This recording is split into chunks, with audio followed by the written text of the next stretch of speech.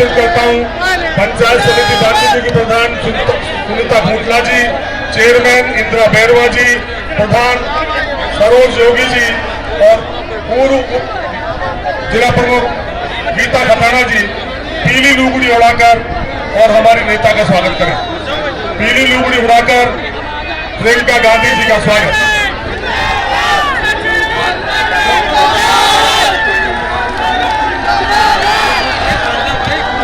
ये जनसेना प्रियंका गांधी जी से निवेदन करना चाहता है कि आप जो इस धरती पर पधारी है, ये जनसेना बहुत प्रसन्नता के साथ आपका स्वागत करता है। माननीय प्रियंका गांधी जी का बहुत बहुत स्वागत, धन्यवाद। अब मैं आमंत्रित करता हूं लोकसभा के प्रत्याशी मोहनलाल मीणा जी, गजराज खताना जी, ममता भूपेश जी, आबानेरी हसरत पापा की तस्वीर भेंट करके और माननीय प्रियंका गांधी जी का स्वागत करें।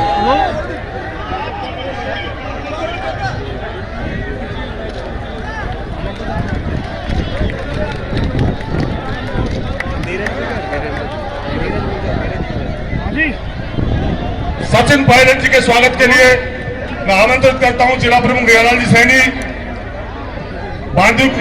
महुआ के पूर्व विधायक गोपी हुड्डा और नगर कांग्रेस के अध्यक्ष कैलाश बैरवा जी। सचिन पायलट जी का साफा और माला के साथ स्वागत।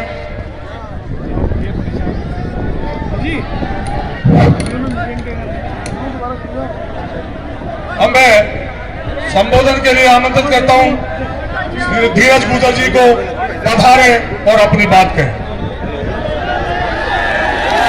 और अपनी बात करें। इस देश के अंदर मोदी जी की सरकार है। आप सबने देखा होगा जिस तरह से मोदी जी बात कर रहे हैं, संविधान संशोधन की बात कर रहे हैं, आरक्षण की बात कर रहे हैं, संविधान संशोधन के माध्यम से प्रजातंत्र को खत्म करने की बात कर रहे हैं। साथियों, ये युवाओं का देश है। भारत में 60-65% युवा हैं। सबसे बड़ी यदि कोई मोदी जी ने गलती की है तो पिछले 10 साल के अंदर युवाओं के लिए कोई रोजगार के साधनों का सृजन नहीं किया, इसलिए बेरोजगारी जबरदस्त है। इसके अलावा और बहुत सी बात है राष्ट्रीय लेवल की जिनको हमारे नेता बताएंगे। मैं तो आपसे यही निवेदन करना चाहूंगा, ये 200 क्षेत्र है, यहाँ पिछले 15 साल से जब से हमारा परिसीमन हुआ है, जब से सीट रिजर्व हुई है, जब से पायलट साहब यहाँ से शिफ्ट हुए हैं, उसके बाद में हम 15 साल से कांग्रेस का सांसद नहीं बना सके। साथियों, यहाँ पहले स्वर्गीय राजेश पाटिल सांसद हुआ करते थे, एक दबदबा होता था, एक दौसा का पूरे देश में नाम होता था। बाद में सचिन जी पायलट यहाँ से सांसद रहे थे, उस टाइम भी देश में नाम होता था। साथियों, लेकिन 15 साल से आपने देखा होगा बीजेपी के सांसद बनते आए हैं, और उसमें आपने, मैं नहीं समझता कि जिस तरह से आप पायलट साहब और बड़े पायलट साहब क्षेत्र में एक गांव में उन्होंने राजनीतिक जागृति पैदा करी थी, एक किसान से डायरेक्ट वो संपर्क में हुआ करते थे, और इस दौसा क्षेत्र का नाम पूरे देश में हुआ करता था। लेकिन पिछले 15 साल से ऐसा लग रहा है और दौसा सांसद विहीन हो गया। साथियों, मेरा आपसे निवेदन है, पिछली बार भी आपको पता है हम बहुत कम मतों से पूरे राजस्थान में सब कम वोटों से दौसा सीट को हारे थे। इस बार आप सबकी कृपा से, हमारे सब नेताओं की कृपा से मुझे यहाँ प्रत्याशी घोषित किया है। साथियों, मैं 10-12-15 दिन से क्षेत्र में घूम रहा हूँ, सब जगह अच्छा माहौल है। पायलट साहब भी कई मीटिंग कर चुके, इस क्षेत्र की बहुत अच्छी स्थिति है।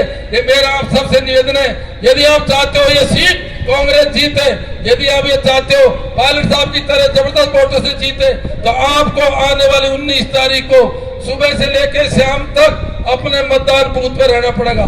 साथियों, सबसे अच्छा नेता वो है जो अपना बूथ जीते, सबसे अच्छा नेता वो है जो अपनी पंचायत जीते। इसलिए मेरा सबसे निवेदन है, मैं कहता हूँ जितने भी लोग हैं बड़ी संख्या में, देखो प्रकृति हमारा साथ दे रही है। ये सही बात है कि हमारा टेंट छोटा था, हम सोच रहे थे धूप में कैसे खड़े होंगे, लेकिन भगवान ने छाया कर दी, भगवान ने छाया कर दी, भगवान ने हवा चला दी। ये इस बात का संकेत है पायलट साहब की कर्म भूमि पर प्रकृति हमारा साथ दे रही है और ये लोकसभा क्षेत्र आप सब जीतोगे। साथियों, मेरा सबसे निवेदन है, जैसा मुरारी जी ने कहा कि दौसा लोकसभा क्षेत्र है, पूरा प्रदेश और पूरा देश ये जानना चाहता है कि 2024 के लोकसभा चुनाव में दौसा की जनता, बांदीकुई की जनता किसको वोट डालेगी। और मैं आज भाषण आपके बीच में दे रहा हूं एक कांग्रेस के नेता होने के कारण नहीं दे रहा हूं। ये भाषण मैं यहाँ पर दे रहा हूं, एक अधिकार है मेरा हक है, और आप सब लोगों से निवेदन कर रहा हूं, ये चुनाव देश का चुनाव है। आज प्रियंका जी समय निकालकर आपके बीच में आई हैं अपनी पार्टी के लिए, मुरारी जी के लिए वोट मांगने के लिए, इसलिए कि इस देश और प्रदेश में 10 साल की सरकार का जो काम रहा उसको जनता ने देखा, उसका आंकलन किया, और हम मन बना चुके हैं कि बदलाव करना पड़ेगा। आप और हम सभी जानते हैं, जब पहली सरकार बनी पूर्ण बहुमत की सरकार बनी, वादा जनता से किया था, प्रदेश के लोगों ने राजस्थान की 25 की 25 सीटें भाजपा को जिता दी थी। लेकिन आज 10 साल हो गए, आज नौजवान पूछ रहा है हमारे रोजगार कहां चले गए,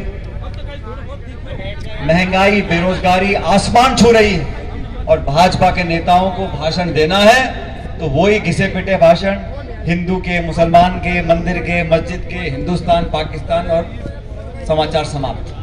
आप सब लोग जो आज यहाँ खड़े हो बैठे हो, मैं आप लोगों से निवेदन कर रहा हूं, ये चुनाव रोचक बन गया। रोचक क्यों बन गया? जैसा मुरारी जी कह रहे थे, बहुत सारे भाजपा के नेता यहाँ पर आ रहे हैं। कौन कौन से मुख्यमंत्री आए? उत्तर प्रदेश के, मध्य प्रदेश के, हरियाणा के, राजस्थान के तो कई बार आए होंगे मेरे ख्याल, और योगी जी, मोदी जी, राजनाथ सिंह जी, फलाने जी, ढिकाने जी। तो मैंने कहा, मुरारी जी कहते मीटिंग पहले कर लो, मैंने कहा नहीं, अभी चुनाव में 1-2 दिन रहने दो। और इतने सब नेता आ रहे हैं बीजेपी के, मैंने कोई बड़ी बात नहीं है। और प्रियंका जी का समय लिया था 15 तारीख का, तो मैं जो हर जगह जो बात बोलता हूँ आज बोल रहा हूँ। इतने नेता भाजपा के आ गए, आज प्रियंका जी यहाँ भाषण देंगी बांदीकुई में, दौसा में, तो 100 सुनार की एक लोहार, तो सब जितने भाषण दे गए सब बराबर हो जाएंगे। और यहाँ हमारे जिले के बहुत नेता हैं जो भाजपा से जीत कर गए हैं, वो गांव-गांव डोल रहे हैं, कोई चावल बांट रहा है, कोई पानी पी रहा है, कोई कसम खा रहा है। तो मैं आप लोगों को कहना चाहता हूं कि इस लोकसभा के परिणाम से किसी का कोई मंत्री पद जाने वाला नहीं है। और मैं तो हाथ जोड़ के बोलता हूं, कोई मंत्री पद छोड़ना भी मत, बहुत मुश्किल से मंत्री बने हैं, बने रहना चाहिए।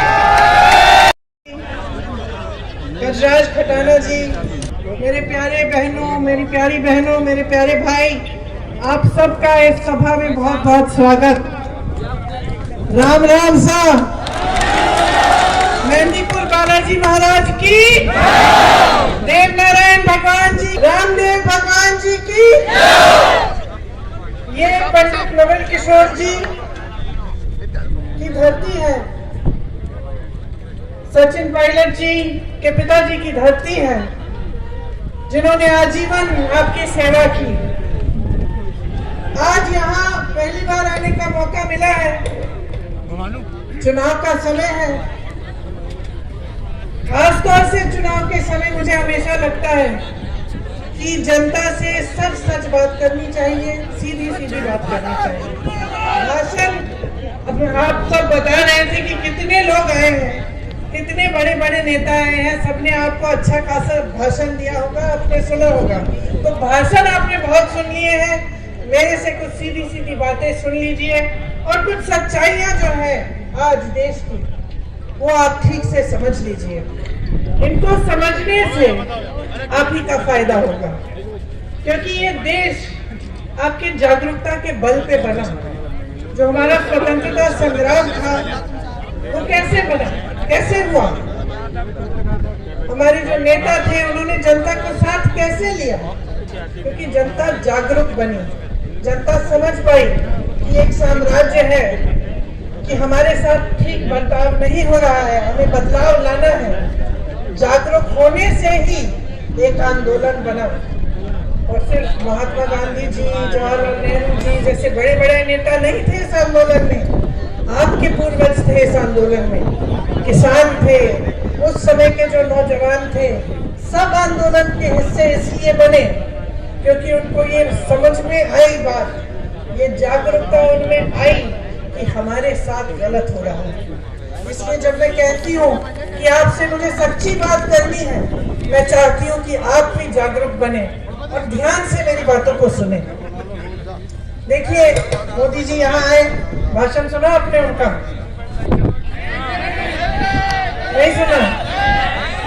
भाषण सुनना चाहिए सबका, तभी तो पता चलता है कि असली कौन है नकली कौन है ना? मैं तो सुनती हूँ, मैंने सुना उनका भाषण, मैंने उनका भाषण सुना और सच्चाई ये है कि मुझे उनकी बातें अब हल्की लगने लग गई हैं। हो सकता है शुरू में उनकी इच्छा थी कि कुछ करेंगे, लेकिन 10 साल बाद, इतने सारे झूठे वादों के बाद, इतनी सारी बड़ी बड़ी बातें करने के बाद फिर भी आज रोजगार नहीं है देश में, आज महंगाई इतनी बढ़ रही है, पूरा नहीं कर पाए। इसलिए मुझे लगता है कि उनकी बातें अब हल्की पड़ रही हैं। आपने सुना होगा, एक वीडियो देखा होगा कि इनके कई सांसद और इनके कई पार्टी के सदस्य ये कहने लगे हैं अलग अलग प्रदेशों में कि जब हमारी सरकार आएगी हम संविधान को बदलेंगे। मंच पर मोदी जी संविधान की बातें करते हैं। कल भीमजीराव अम्बेडकर जी का जन्म दिवस था, उनके बारे में खूब बातें की, संविधान की बातें की, लेकिन अपने लोगों से कहते हैं कि तुम जाओ जनता के बीच जाओ और बोलो कि हम संविधान को बदलेंगे। तो सोचिए क्यों हो रहा है? ये बातें जो इनके लोग इधर उधर से उभारते हैं, आस्ते आस्ते जनता के मन में डालते हैं और बाद में जब सरकार आती है तो ये ऐसे निर्णय लेते हैं जो जनता के खिलाफ होते हैं। इस संविधान के लिए महात्मा गांधी जी लड़े, जैसे मैंने कहा आपके पूर्वज लड़े। देश की जनता क्यों लड़ी इस संविधान को बनाने के लिए, आजाद होने के लिए एक साम्राज्य से? क्योंकि इस संविधान में आप सबका अधिकार समान होता है। मतलब आप प्रधानमंत्री हो या आप किसान हो या आप गरीब हो या आपका कोई कारोबार हो, सबका अधिकार समान होता है एक लोकतंत्र में।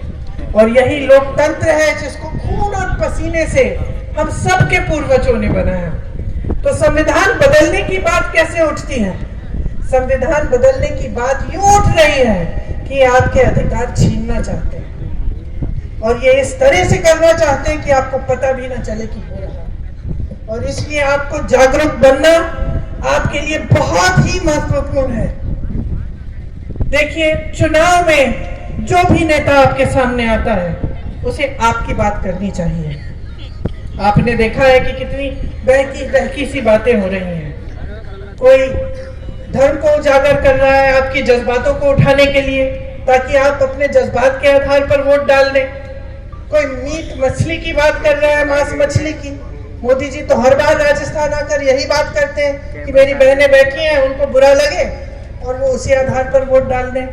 तो आपका ध्यान भटकाने का काम तो धड़ाधड़ तेजी से हो रहा है। और अफसोस की बात यह है भाई और बहनों की, काफी आपका ध्यान भटक भी जाता है। आपकी गलती नहीं है, क्योंकि मेरे मीडिया के जो भाई बहन है यहाँ जो खड़े हैं, यहाँ मेरे दोस्त, वो भी यही दिखाते हैं जो चाहते हैं कि आप देखें।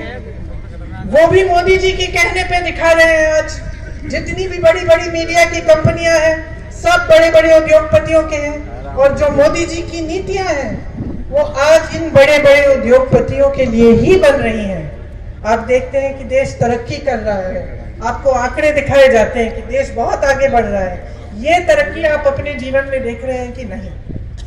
इस सवाल का जवाब दीजिए मुझे। सुनाई नहीं दिया मुझे? नहीं देख रहे हैं। यहाँ जितने नौजवान बैठे हैं, आप बताइए, हाथ ऊपर करके बताइए कि कितनों को नौकरी मिली है सरकार से? मुश्किल होती है ना? पहले से ज्यादा मुश्किल है कि कम? ज्यादा।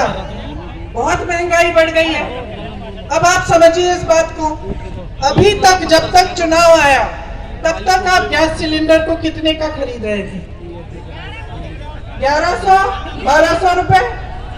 चुनाव आने लगा, नेता क्या कहने लगे भाजपा के? 400 रुपए का आप सिलेंडर ले लीजिए। तो जब 400 रुपए का सिलेंडर ये आपको चुनाव के पहले दे सकते हैं, तो पिछले 3 साल से क्यों खरीदवा रहे थे 1200 का? समझ रही हैं आप बात? ये अपने फायदे के लिए कर रहे हैं।